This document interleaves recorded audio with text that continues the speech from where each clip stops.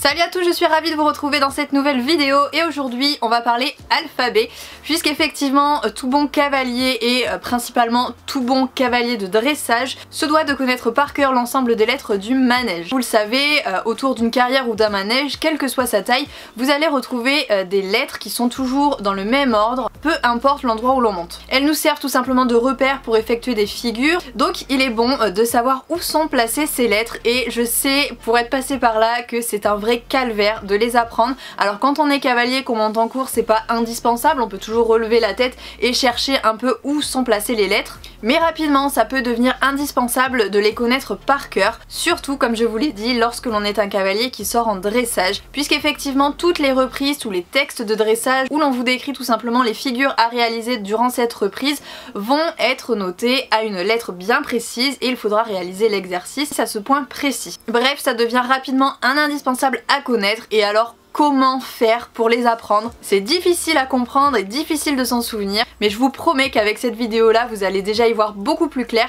et au final quand on prend le temps d'essayer de les apprendre par cœur, ça vient hyper vite. Alors je vais vous donner pour commencer ma petite astuce. Déjà vaut mieux que vous vous concentriez sur les deux grands côtés. La ligne du milieu, c'est pas forcément indispensable de la connaître, je pense qu'on sait tous où A et C sont placés et pour ma part j'ai commencé par apprendre un seul côté, celui qui va de F à M, et pour cela j'ai tout simplement trouvé un moyen mémotechnique, c'est ce que la très grande majorité des cavaliers font. Plutôt que de les apprendre par cœur, on va se faire une phrase en fait pour retenir tout simplement l'ordre dans lequel les lettres vont se présenter à nous. On commence en général par rentrer dans une carrière ou dans un manège tout le temps, toujours en lettre A. Donc ce que je vous propose c'est de commencer directement par la première lettre qui va se présenter après A, à savoir F. Donc sur ce grand côté on va avoir F, P, B, R et M, et vous voyez que je m'en suis souvenu. C'est tout simplement grâce à une phrase que je me suis récitée très longtemps dans ma tête, maintenant je les connais par cœur, mais la phrase qui m'a servi à retenir donc l'ensemble de ces lettres, ça a été la suivante: Françoise porte une belle robe mauve. Au final vous voyez qu'on retrouve à chaque fois les lettres en début de mot, donc le F, le P, le B, le R et le M. Une fois qu'on connaît la phrase, on est sûr de connaître l'ensemble de ces lettres. Alors il va falloir se forcer un petit peu à se le dérouler dans sa tête en permanence pour que ça devienne un vrai réflexe et à partir de ce moment-là, vous allez apprendre très vite le premier grand côté. Une fois que celui-ci est passé, on peut passer au côté plus compliqué. Là on va retrouver un K, donc tout de suite une phrase avec un K.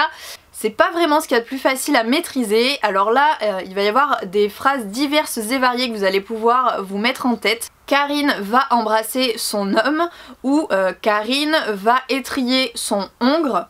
Mais à titre personnel, je suis même pas sûre que j'aurais réussi à retenir ces lettres si je m'étais pas trouvé ma propre phrase. Alors je vous passerai les détails parce que très franchement elle m'est très personnelle. Mais vous pouvez vraiment personnaliser la chose ou la rendre très rigolote et c'est le meilleur moyen pour que vous vous en souveniez. Et quelle meilleure phrase pour illustrer ça que Karim veut exploser son hamster. Voilà. Là pour le coup je suis sûre que cette phrase là vous pouvez pas l'oublier et que les lettres seront donc forcément très faciles à retenir. Si vous êtes un cavalier de club, que vous sortez pas trop en concours, vous pouvez vous arrêter à ces deux grands côtés, ça sera déjà très bien.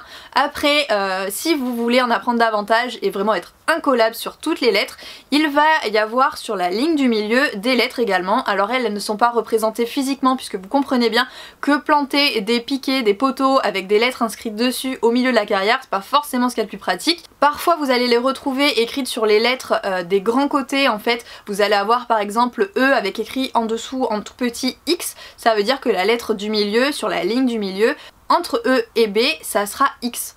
Ainsi on va donc retrouver les lettres suivantes: A, D, L, X, I, G et C. On va commencer par la lettre C et dans la phrase il n'y aura pas la lettre A, mais bon, la lettre A on sait que c'est celle qu'on n'oublie jamais en général puisque c'est celle par laquelle on rentre. Comment Gérard invite Xavier le dimanche? Là pareil, vous avez tout l'enchaînement des lettres. Alors vous pouvez vous trouver une phrase encore plus rigolote. Pareil, j'en ai pas à vous proposer, j'en ai pas trouvé. Mais je pense qu'avec Gérard et Xavier, il y a moyen que vous vous créiez une petite histoire assez sympa. Et si d'ailleurs vous avez déjà votre histoire sur cette ligne du milieu qui est la plus compliquée à apprendre, eh bien je vous invite tout simplement à me la noter en commentaire. Comme ça pourra être utile à tout le monde. On aura un moyen de mémotechnique rigolo pour cette fichue ligne du milieu qui est tellement difficile à apprendre. Sur ce, j'espère que vous y verrez un petit peu plus clair sur toutes les lettres du manège. Allez, sur ce, je vous fais à tous de très gros bisous et on se retrouve naturellement très vite dans une prochaine vidéo. Salut!